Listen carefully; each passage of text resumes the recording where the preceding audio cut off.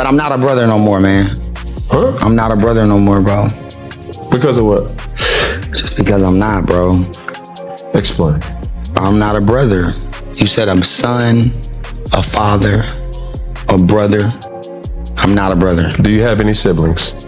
I mean, I love my sister, but I don't think I'm her brother no more. I just need more closure with, you said you're not a brother. I think a lot of the stories are becoming out of control and super extreme. Again, you know, you start one way, and then as it builds, there's thousands of people coming in, creating a new narrative. And when you do your research or your due diligence on it, a lot of it doesn't. Okay, so the tea is Brandy might have just thrown shade at her brother Ray J, and you know how Ray J has been going extra hard for Diddy. Like, he is on every live, every podcast, every interview shouting free Diddy louder than anybody else, and he is pulling up to those crazy parties and telling the world he is loyal 10 toes down. Like, it is almost giving strategic vibes. Like, he is not just defending a friend, but maybe low-key auditioning for that empty throne. If Diddy really gets pushed out, and that is wild, because Brandy has always been the classy one, the vocal Bible, the sister who never gets messy, who built her name with respect and clean moves. So when she even hints at disapproval, people stop scrolling, because if Brandy is speaking, there has to be a reason. And now the internet is on fire, digging up every single clip of Ray J calling himself the new Diddy every time he bragged about being in the building, and instead of people clapping for him, they are side-eyeing like, boy, the feds are circling, the headlines are nasty. This is not the moment to flex like that, and the whispers are turning into loud talk that maybe Ray J is not just loyal, but trying to slide into that power position. And while no one is saying Brandy called him out directly, it feels like she is distancing herself and protecting her brand, and maybe even warning him before it is too late. And now the streets are buzzing with all kinds of theories, and it is getting juicier by the day.